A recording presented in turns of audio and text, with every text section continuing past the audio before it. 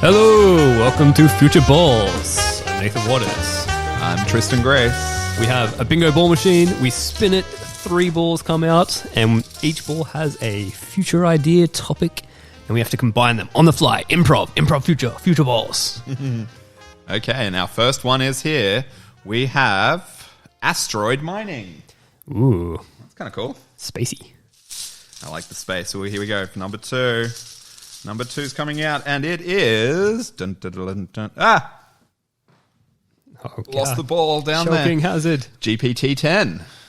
Well, 10. 10. We're moving on up. Okay, and the last one. The last ball. Ooh, if we can get it out. Here it is. It is... Dun, dun, dun, dun, dun, dun. Economic inequality. Oh, okay. This is pretty cool. We've got asteroid mining, GPT-10, and economic inequality. Well, at least we know the average person can mine asteroids if they want to. Everyone has access to those resources to be able to do that. So if anything, asteroid mining would definitely not impact economic inequality. Oh man, this is so quick. Can so quickly go into the area of like, let's not go into space. Let's just. There is no planet B. Blah blah blah. Like, let's just stay home. We've got problems on Earth. Like, Yeah. fucking hell. Mine our resources here. Leave the asteroids alone. Yeah, asteroids are pristine. Environmental relics. We cannot touch them. Oh man, you could totally create a religion. You could totally create a movement there. Hey, leave the asteroids alone. Who knows what we'll find? I wonder if that'll be a thing once it's actually realistic to mine it. Saying, "Oh, Maybe. We're against all mining. Terrestrial or otherwise. yeah." I mean, I guess you would have to explore the asteroid first. Just check that there's nothing crazy there. Like, imagine if there was a fossilized alien or something there. Like, you know, some bacteria that was that could Like an prove archaeological panspermia. site. Yeah. Yeah. Okay, well, yeah, if we find like a civilization on an asteroid, probably I would be against mining that as well. Yeah, maybe. I'm 50-50. I wonder if you could easily detect that, because I've never actually looked into what the asteroids are made of. Like, is it 1% of like rare earth minerals there, or like I wonder what the makeup of the possible asteroids to mine are. I don't know. Like, I think from the brief articles I remember seeing, it's like all the minerals. So like nickel. And the others. Nickel and the others. No, but there's always those articles where they say like, oh, if we mine this one asteroid, it's like trillions, like hundreds of trillions of dollars, which then would like just crash the market. So it's like, which is kind of cool, because then in some sense it means those minerals become abundant. Yeah. You've still got the issue of getting them back. There's that idea that like, okay, when you find the asteroid, you kind of like, you divert it very slowly with maybe like solar sails or something like that, where you kind of like drag it into an Earth orbit, and then you can either mine it in Earth orbit, or you could do that idea where you just kind of like, you take chunks and you just like throw it back at the Earth, like into the desert. So just like it smashes, and like, yeah, some of it will be lost in the atmosphere, but you still have a decent sized chunk of like stuff you can then mine on Earth. Yeah, I think I would be fine with not being okay with that. Like, if people were protesting that. Like, it's simple. Imagine Elon Musk trying to sell this. Like, it's simple. We get an asteroid, we put it into low Earth orbit, we take off giant like multi-100-ton chunks, and we just like send it back at Earth. Yeah, I swear it'll go into the desert. I swear. Yeah, it'll be totally fine, guys. Don't worry. You would totally have, because people could predict where it would be. So you would have people like, tornado chasers, but you'd have asteroid chasers. Because you'd have people like going and watching and waiting for this giant thing to come down. And it would be like a nuclear impact, like the amount of force that would be coming out of that. Yeah. That'd be cool.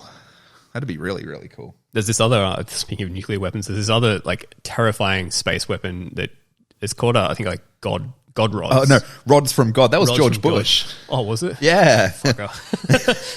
That's terrible. Like titanium rods. Yeah. You just drop it down. Yeah. Yeah. Rods from God. Jesus. And you could do that now. Oh, yeah. You're just dropping a big object on people. Just a giant titanium rod. Yeah. Well, not on people, on cities. Yeah. Yeah. That's cool. That's easier than asteroids if you want to demolish a city. Yeah. Anyway, so, in relating asteroid mining to economic inequality, I mean, the obvious reaction. But see, we can't mine now. It's not like if I wanted to go and mine in Australia where you've a shit ton of mines, it's not like I can just go do that. You need so much investment to even get started doing that. So, I mean, is that much different compared to asteroid mining? Like, sure, it might be an order of magnitude harder to do asteroid mining, but still, I can't mine right now. The normal person can't. And you could argue that it's actually maybe not reducing economic inequality, but it is making things cheaper, the minerals. Mining generally it's a positive. Yeah, we need to turn atoms into things. Yeah. So as much as mining's destructive on Earth a lot, it's necessary. Yeah. It sucks though that like most mining, like say in Australia, like Gina Reinhardt owns a fuck ton of the mine, and Australia fucked up its like potential. Like, I think something like 83% of our mining in this country is owned by overseas companies. Lovely. And so we just had this massive like opportunity and just like fucked it off, exported it overseas. Yeah, and then they're actually going to tax them back like 10 years ago, and then the miners just launched a giant ad campaign to out the government. Yeah, throughout the government, so they wouldn't have a tax on them, so even more profits could go away. Yeah, wasn't that Rudd? That was Rudd, yeah. Or Ruddy.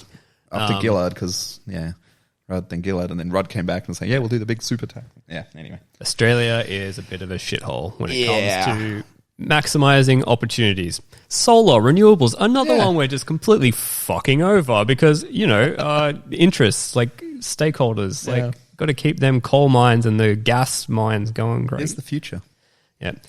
Anyway, there is that like fringe idea that you could solve a lot of economic inequality issues if we mined, like if we brought back if we had an abundance of resources, like brought back all these asteroids, and we kind of like, obviously that would tank the price of things, but then if it's abundant, then it'd be great. Well, yeah, and I mean, all of this should be automated. I don't really think there should be too many humans involved, like actually going up there, maybe like to start with or to scout it out, but even that, you could use drones. And then once it's all automated, automation is a great thing if it's properly distributed. So like maybe if you had like an actual commons running it. Commons owned. Yeah, commons owned asteroid mining would be pretty freaking awesome.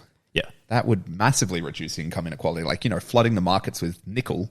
Yeah. The nickel prices go down and then everyone can have extra nickel. Because you know what will happen if it is a private operation and they bring back an asteroid that's going to crash the market, then obviously they're going to restrict the supply. De Beers it. Yeah, they're De Beers it. De Beers it. Fucking De Beers. Don't buy diamonds, people. Just buy moissanite. Moissanite is so much better. Was it? Moissanite. That's what my wife's ring is. Ah. Yeah, so it's shinier than diamond. It was actually originally first discovered from an asteroid, which is pretty cool. And it's just as hard, just below diamond in the hardness scale. And it looks pretty much identical. It's just shinier. But it's not a real diamond. So therefore, it doesn't represent your love. No, it doesn't represent love. I know. I guess we should just get divorced. De Beers. De Beers. Damn you, De Beers. What? Also, like De Beers. Get on De Beers. Yeah. Anyway, so yeah, that's what if private space mining happens, which is probably the first thing that's going to happen. Like, I don't think NASA's going to get into asteroid mining. No, and it wouldn't as anyway. A goal. Like, the American government would never do a commons thing. Yep, it'd have to be yeah. I guess that's the problem there of actually. We need that commons infrastructure set up on Earth first, like, a few things you can point to. Yeah. And then that could actually be a good rallying cry, like, a vision saying, hey, look, we've got a few commons working here. Let's just get everyone together and we can raise $100 million or $1 billion, get the best space engineers working with us and actually set this up as a proper commons. Like, imagine if it was gold. If there was a asteroid full of gold, you could really say, hey, let's have gold for everyone and just, really reduce the price. That could be a great thing to motivate people, come together. But then there's a problem. If everyone gets gold, it's like, well, it's worthless then. Yeah, well, yeah, true. I think that's part of the problem is like when you bring asteroid mining, like the abundance of asteroid mining into an economic system that's literally built upon the idea that value equals scarcity, like everything's just going to get fucked. It's like, oh yeah, everyone will just build their houses out of gold, and it's like, and then we're still like struggling to put food on the table. I wonder if you could make it rather than absolutely tanking the price, because there'd still be a flaw because of the distance involved and how tricky it would be. You could kind of remove a market even. You could kind of say, hey, look, we're going to set the price of gold to only ever be $100 or something an ounce. And then you just... Who sets it? Well, that's what I mean. You could arbitrarily set it because, it's monopoly power. The same way as that, a private company could De Beers it. You could kind of, as a commons, you could say, cool, we're just going to make it that gold is just this. So, oh yeah, you could just be like, well, I've got 10 trillion tons of gold sitting up in this thing. Yeah, but if you want it, it's going to cost $100. Yeah, but then that's just reducing economic benefit for everyone by doing Still that. Limiting it. Yeah. Yeah. Well, maybe we could use GPT-10 to fix it. It's just it just writes articles about how it's so good at writing convincing journalistic articles and writing convincing memes. It just convinces everyone that hey guys, it's okay that we're doing this shitty thing with asteroid mining. The thing about dropping giant tons back on Earth, it's it convinces everyone that that's cool. Yes. For people who don't know what GPT-10 is, so GPT-3 just came out. Do you know what it stands for? General Purpose Translator? Translator? Okay. Text? Yeah. It writes article. It writes for you. It's kind of... they've mined the web and then put it through a neural net. Yeah. And so now it can respond to things. Yeah, it can respond and talk to you and write things, create content. And yeah, version 3 just came out. Which is pretty amazing. If you can mess around with that, you can see how pretty advanced it is. So the idea of GPT-10 is just, I guess, kind of a perfect... So much more. Perfect, Turing complete, amazing writing thing. So yeah, it's like having a machine being able to write novels that are actually interesting to read and write everything. And hopefully that stage would be indistinguishable from speaking to a human. Yeah, absolutely. Yeah. And it could do that rather than say, novels are just one thing that goes out. But imagine being able to write on all forums or making all the memes and just going anywhere you want. Yeah, we'll have this indistinguishable AI from humans, and people will use it to just write fucking better SEO headlines. yeah, exactly. That's literally what's being the use case for it now. The main use case is being used to A/B test fucking call to actions and SEO headlines and it all looked this really good. Yeah, shit. I know. I'd seen someone do that. I was like, oh wow, that's actually really quite clever. But it's annoying that this amazing technology is used for that, but that's where the low-hanging economic... And also because, OpenAI that made this is not fucking open. They've got an exclusive partnership with Microsoft, with Azure to distribute this. And they've got... It's a fucking paywall. It's super expensive. So expensive. Why? I know, it's OpenAI. Wasn't that the whole point? Actually have it be open and... Musk needs to get back in there and just fucking whip a few people over the head and be like... Oi. Probably come from him saying, oh, well, actually, let's just get the money from this. No, he doesn't need money. I don't know. He's manipulating the Dogecoin price. It's just unfortunate. You get some of the best people working towards that and then it just closes down. Yeah. My other gripe with I've got another gripe with asteroid mining. Oh yeah. So Peter Diamandis, he funded Planetary Resources and they sold that off, didn't they? They sold it to fucking Consensus. Really? Yeah. So you know what's going to happen with that? And I know because I was an insider. All they're going to do with that is they're literally just going to speculate on the futures of asteroids. So what they're going to do is they're going to take a giant asteroid and they're going to say we're going to mine that in the future, and that asteroid is worth a token of it. That asteroid is worth $4 trillion. What we're going to do is tokenize that $4 trillion of future value and sell you $4 trillion worth of tokens. Man, that's So the asteroid will never fucking get mined, but cunts will make money off it. How great's that? So Peter Diamandis, you asshole, fucking bailed on that one. Could have done better there, mate. A bit unfortunate. Got in, hyped it up, hyped up asteroid mining, sold out. Yeah. To buy his next house. Come on, man, do better than that. Yeah. Buy a house on an asteroid. Let's do that. I like your thoughts, though, there about, using GPT-10 to actually manipulate public opinion. That's pretty cool, and that's probably pretty cool. In the abstract itself, it's very dystopian. But if you think... Disclaimer. Yeah, disclaimer. So when I say pretty cool, it's that's an interesting way of looking at it. Horrible for society. But interesting that could be probably what it'll end up being. If it, at the moment now it's doing it for SEO, which is a form of manipulation, a very, very subtle one.